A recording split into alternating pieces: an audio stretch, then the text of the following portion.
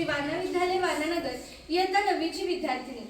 सर्वप्रथम तुम्हा सर्वांना जागतिक आदिवासी दिनाच्या खूप खूप शुभेच्छा।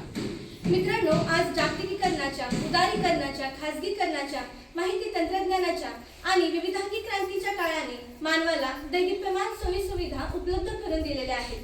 ही गोष्ट खरी असली तरीही आजही जगाच्या कानाकोपऱ्यात, डोंगरदऱ्यात अत्यंत दारिद्र्याचे जीवन जगणारे अनेक मानवी समूह अस्तित्वात आहेत। त्यांपैकी आदिवासी समूह हा मूळ निवासी असूनही उपेक्षित, वंचित स्वरूपाचे जीवन जगत आहे। आदिवासींचे हक्क, त्यांचे अधिकार सुरक्षित राहावेत यासाठी संयुक्त राष्ट्रसंघाने 1993 हे वर्ष जागतिक आदिवासी वर्ष म्हणून साजरा करण्याची घोषणा केली।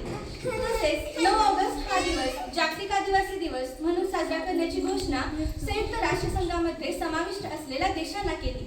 तेव्हापासून 9 ऑगस्ट हा दिवस जागतिक आदिवासी दिवस मोठ्या उत्साहाने साजरा केला जातो।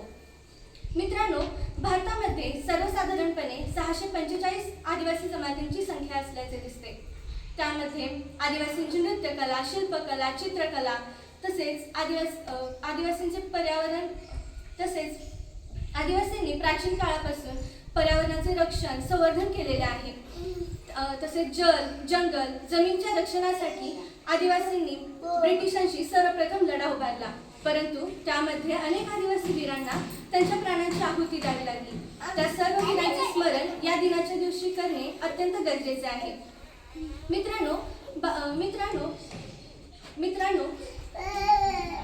भारतीय राज्यघटनेमध्ये आदिवासींच्या कल्याणासाठी, त्यांच्या हितांचे रक्षण करण्यासाठी अनेक कलमांचा समावेश केलेला आहे।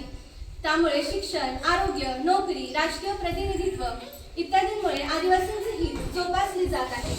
पेसा यासारख्या कायद्याने